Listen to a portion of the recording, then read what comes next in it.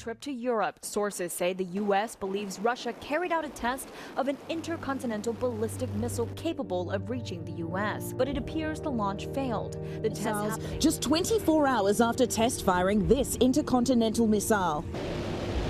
North Korean television showing new video of that first missile as it launched Saturday. State media also reporting it flew for more than an hour and traveled more than 600 miles before landing in the sea off Japan's west coast. Today's launch following an ominous warning from North Korea. Earthquake rattled Turkey and Syria today. There are reports of at least 3 new deaths and hundreds of injuries, with people trapped in the rubble.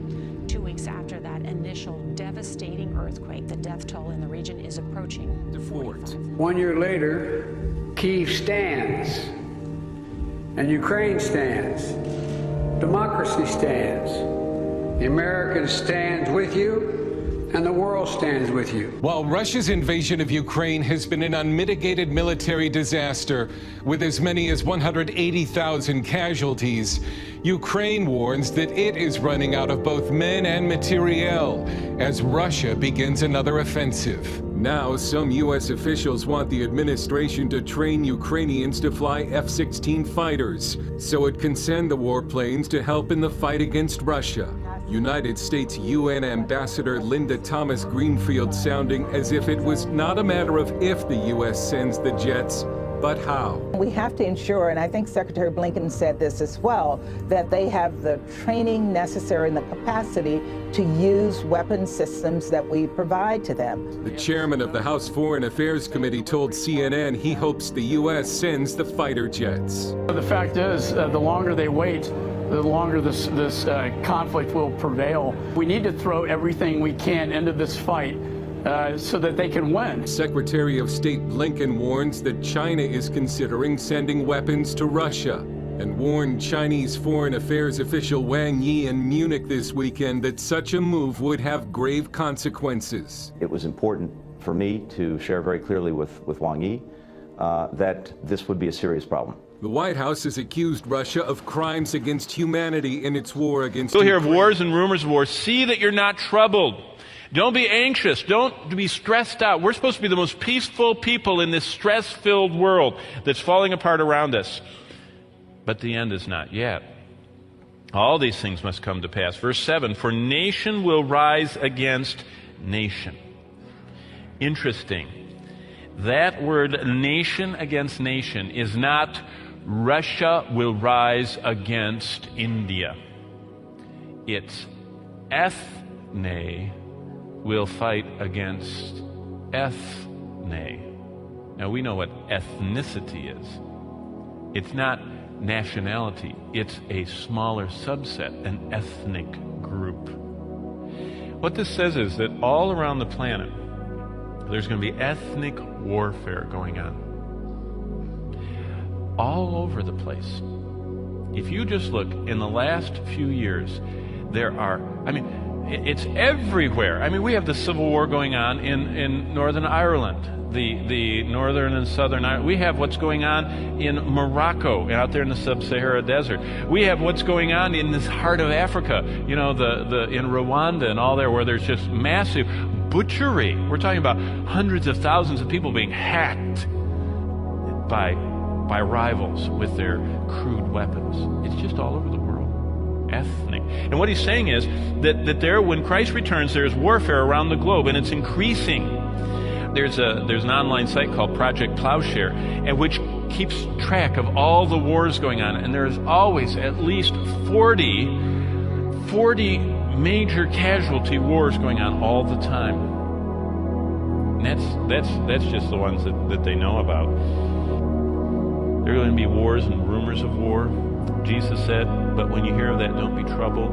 These are just the beginnings of sorrow. But when Christ returns, there's warfare around the globe and increasing. Now remember, the first thing that the Antichrist does is he brings a false peace. For him to bring a false peace, there has to be fighting. And so Jesus says that before this imposter comes, it's going to get ramped up, that the world is going to be saying, we want someone to stop all this. We want him to stop the warfare. We want him to stop this threat we live under of death at any time. And so when Christ returns, warfare is around the globe. But you know what else it says? This nation against nation, kingdom against kingdom, famines, pestilence, earthquakes. But just that beginning of the verse, the nation against nation and kingdom against kingdom. If you're going to fight a war, what are you going to need? You're going to need weapons. Now that's a global addiction right now to weapons. The amount that the world is spending on weapon procurement is a staggering figure. It's the single largest purchased figure. It's more even than energy. It's more than food. It is huge. The amount of money that's spent in the hundreds and hundreds and hundreds of billions of dollars on weapons. And it's going up all the time. You know what it says in Joel, which is tracking. Joel, the prophet, tracks right here with Matthew 24. In Joel 3, I'll read it to you, verse 9. Proclaim this among the nations. Prepare for war. Wake up the mighty men. This, by the way, Joel is describing the tribulation.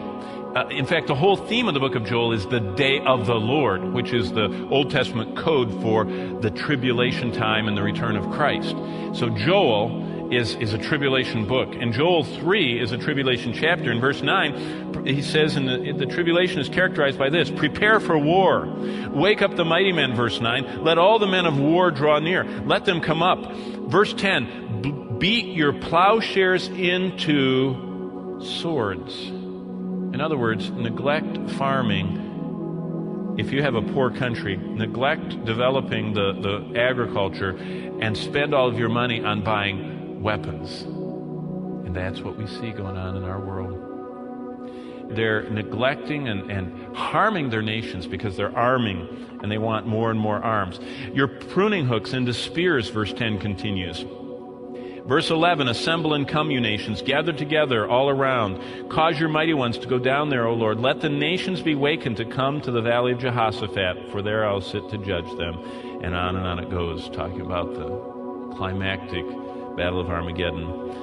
It says in Revelation 16:14, the spirits of demons performing signs go to the kings of the earth and the whole world and gather them to the battle of the great day of God Almighty. Now here's the bottom line. Never in the history of this planet have the nations stockpiled weapons of destruction like today. Everywhere. The poorest of the poor are buying weapons, explosives, machinery of death.